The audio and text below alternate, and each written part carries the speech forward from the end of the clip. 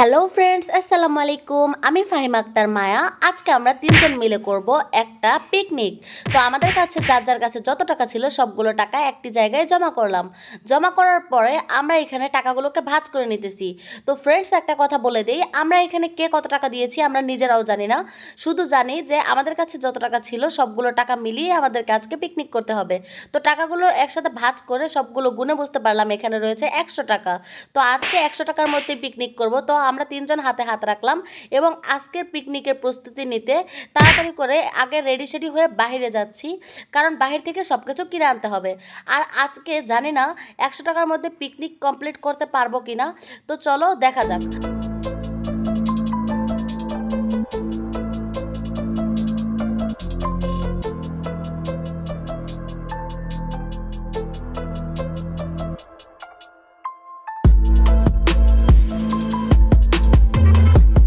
তো ফ্রেন্ডস, দেখো বাসার বাইরে বের হয়ে গেছি আর টাকাগুলো ভাঁজ করে অবস্থা খারাপ করে ফেলছি। তাই সোনিয়াকে দিলাম রাখতে, আর ওর টাকা নিয়েই ভেগে গেল। কেমনটা লাগে, ওর পিছনে দৌড়াতে দৌড়াতে আমি হাঁপিয়ে গেছি, তবুও ওকে খুঁজে পাচ্ছি না।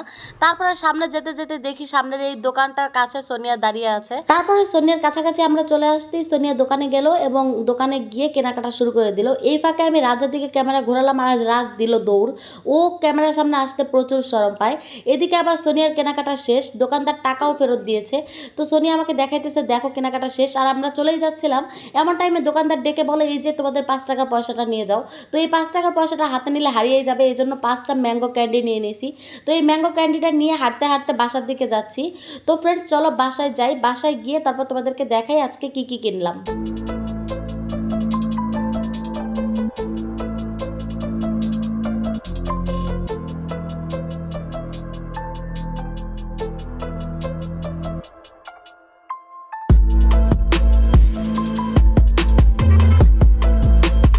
তো ফ্রেন্ডস দেখো বাসায় চলে আসলাম, চলো তোমাদেরকে দেখাই কি কিনে নিয়ে আসছি। ক্যামেরার সামনে নিয়ে আসো।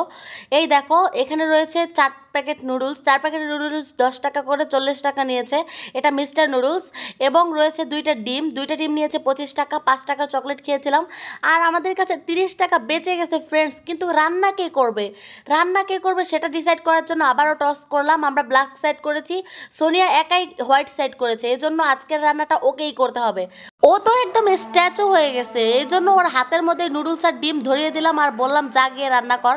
আর ও দেখো মানে চিটিং করে একটা বালিশ নিয়ে শুয়ে পড়লো। রাজকে বললাম তোমার ওপর দায়িত্ব দিলাম ওকে ওঠানোর এবং রান্না করতে পাঠানোর। তো রাজ আর ও এখানে তো কুস্তাকুস্তি শুরু করে দিছে, কিন্তু কেউ এখানে হার মানার পাত্র না।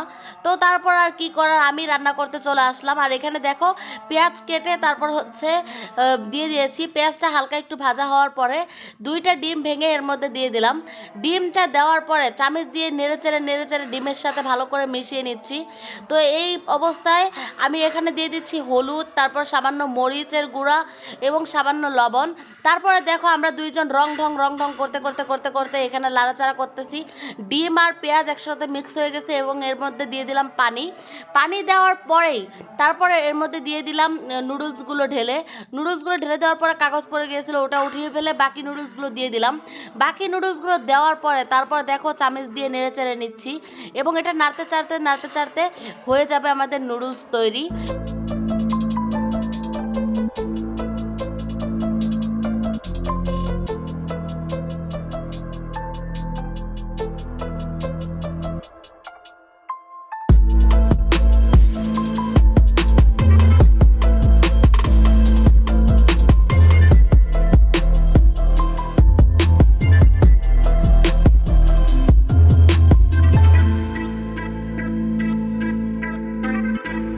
নুডলস রান্না ডান। এখন আমরা ছাদে গিয়ে খাবো, কারণ বাসার ভিতরে কারেন্টটাই। তো ফ্রেন্ডস দেখো আমরা ছাদে চলে আসছি। আর এখানে আসার পর সবাই নুডলস খাওয়া শুরু করে দিছে। তো আমি তো পুরো কড়াইটাই নিয়ে বসে গেছি খাওয়ার জন্য। তো আমরা এখানে অনেক মজা করে নুডলস খাইতেছি। ছাদের উপরে মানে সুন্দর বাতাস, ছাদ থেকে চারপাশের দৃশ্য দেখা যাচ্ছিল। অনেক ভালো লাগতেছিল এখানে বসে বসে খাইতে। এবং হালকা হালকা মিষ্টি মিষ্টি রোদও ছিল। তো যাই হোক দেখো আমরা নুডলসগুলো এখানে মজা করে খাচ্ছি এবং নুডলসটা অনেক বেশি মজা হয়েছিল। তো দেখো এখানে নুডলস খেতে খেতে আমরা প্রায় অর্ধেকটা শেষ করে ফেলছি। ভেবেছিলাম বিরিয়ানি রান্না করে পিকনিক করব, কিন্তু 100 টাকার মধ্যে তো এই নুডলস ছাড়া অন্য কোনো কিছুই পসিবল না। যাই হোক সবাই মিলে নুডলস কিনলাম, তারপর একসাথে মিলে রান্না করলাম, তারপর একসাথে খাবারটা খাচ্ছি। তো এইটাই আনন্দ। আসলে কি দিয়ে পিকনিক করতেছি এটা বড় কথা না, আমরা সবাই যে একসাথে ওয়ার্ক করতেছি, একসাথে হাঁটতেছি, দোকানে গেলাম, একসাথে সব কিছু করলাম, এটাই আসল আনন্দ। যাই হোক তোমরা ভালো থাকো, দেখা হবে নেক্সট ভিডিওতে।